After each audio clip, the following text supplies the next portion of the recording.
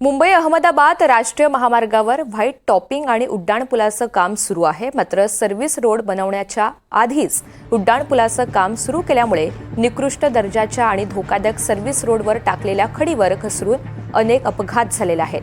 NDTV मराठीनं याबाबत बातम्यांच्या माध्यमातून सातत्यानं पाठपुरावा केल्याने ठेकेदार आणि NHAIला अखेर जाग आलीय. सर्व्हिस रोडवर डांबरीकरणाचं काम सुरू करण्यात आलंय आणि या सगळ्या संदर्भातला आढावा घेतलेला आहे आमचे प्रतिनिधी मनोज सातवी यांनी. आपण पाहूयात. मुंबई अहमदाबाद राष्ट्रीय महामार्गावर सातिवली या ठिकाणी 6 दिवसापूर्वी मोठा अपघात झाला होता आणि या अपघातामध्ये जव्हार येथील दाम्पत्याचा दुर्दैवी मृत्यू झाला होता. या अपघाताचं मुख्य कारण होतं तो जे उड्डाणपुलाचं काम आहे त्या कामाच्या दरम्यान हा जो सर्व्हिस रोड आहे तो सर्व्हिस रोडवर केवळ खडी टाकलेली होती आणि त्यामुळं त्या खडीवर घसरून मोटरसायकलला अपघात झालेला होता आणि या अपघातात एका दाम्पत्याचा दुर्दैवी मृत्यू झाला होता.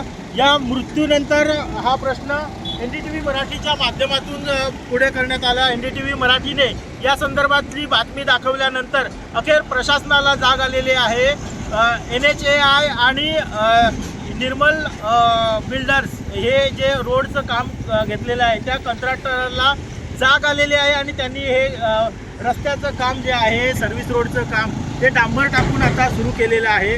त्यामुळं हा जर रस्ता यापूर्वीच झाला असता पावसाळ्यानंतर NDTVच्या माध्यमातून वेळोवेळी या रस्त्याच्या दुरावस्थेची आणि कामात असलेला ढिसाळपणा याच्या बातम्या दाखवल्या होत्या. मात्र आता NDTVच्या बातमीच्या दणक्यानंतर आता प्रशासनाला जाग आलेली आहे आणि त्यांनी हा रस्ता सुरू केलेला आहे. हाच रस्ता जर अगोदर झाला असता तर त्या अनेक अपघात घडले नसते, सामान्य माणसाचे नाहक बळी गेल्या नसते. NDTV मराठीसाठी नावेद शेख सोबत मनोज सातवी, पालघर.